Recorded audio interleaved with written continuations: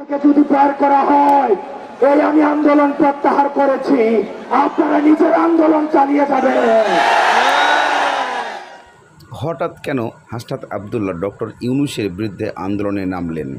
কারণ অনেকেই হয়তো জেনে গেছেন ইতিমধ্যে। তবে বাংলাদেশে আওয়ামী লীগকে নিষিদ্ধ করার কারণেই আবারও নতুন করে আন্দোলনের ডাক দিয়েছেন হাসনাত আবদুল্লাহ। তবে এটা কি সফল হবেন নাকি সফল হয়েছেন, এমন প্রশ্ন অনেকেই জানতে চায়। তবে তার মাঝে হাসনাত আবদুল্লাহ যে বক্তব্যগুলো দিয়েছেন ডক্টর ইউনূসকে কেন্দ্র করে এবং আওয়ামী লীগকে নিষিদ্ধ করায়, চলুন আমরা একটু হাসনাতের সেই বক্তব্য শুনে আসি, তাহলে বুঝতে পারবো মূল কারণ কোথায়। কোন ষড়যন্ত্রের চাপে পড়ে আমার মুখ থেকে যদি পার করা হয়, এই আমি আন্দোলন প্রত্যাহার করেছি, আপনারা নিজের আন্দোলন চালিয়ে যাবেন।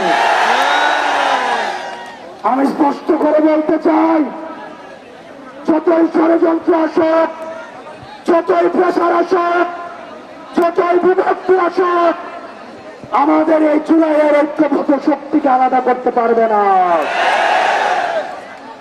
আমি যদি পরবর্তীতে কোন ধরনের ঘোষণা নাও দেই, আপনাদের মঞ্জিলে মারছে যাচ্ছে এই খনি সন্ত্রাসী সংগঠন আওয়ামী লীগকে নিষিদ্ধ করা।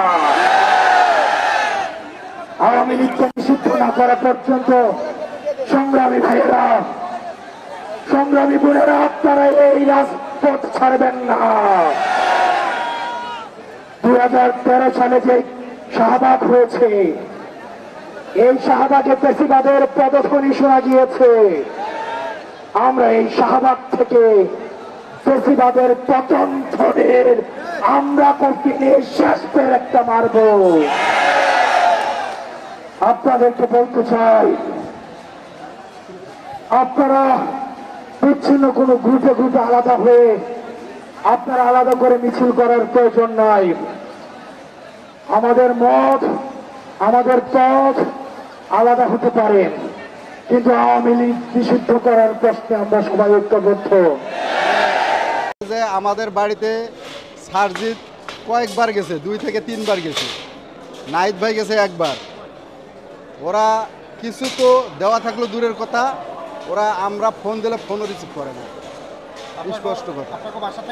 এবং আমাদেরকে ওরা অনেক আশ্বস্ত করছে, জড়িয়ে ধরে বলছে যে তোমার এক ভাই গেছে, লক্ষ্য ভাই আছে। কিন্তু আজকে থেকে লক্ষ্য ভাই কেউ, অর্ধেক ভাইও নাই। সরকারি দল থেকে বর্তমান প্রধান উপদেষ্টা যে ডক্টর মোহাম্মদ ইউনূস, উনি আমাদের বাড়িতে গেছে, আমাদের সবাইকে নিয়ে বসছে, ভাই বোন মা বাবা চাচা সবাইকে নিয়ে বসছে, বসে সবার সাথে শুধু কুশল বিনিময় করছে, কথাবার্তা বলছে। আর একটি কথা বলছে যে তোমাদের যে কোনো সমস্যা হলে। এদিকে সাধারণ জনগণের প্রশ্ন উঠে আসে হাসনাত আবদুল্লাহর এই বক্তব্য ধরে, যে দেশে পালাবদল আর কতদিন এভাবেই চলবে। স্বৈরাচার হাসিনা সরকার চলে যাওয়ার পরে এক একভাবে নতুন দল গঠন হচ্ছে, এক একজন নতুন নতুন সত্য তুলে ধরছে। আসলে দেশে হচ্ছেটা কি, এমন প্রশ্ন সবার মনে মনে যখন উঠে আসে, তা বর্তমানে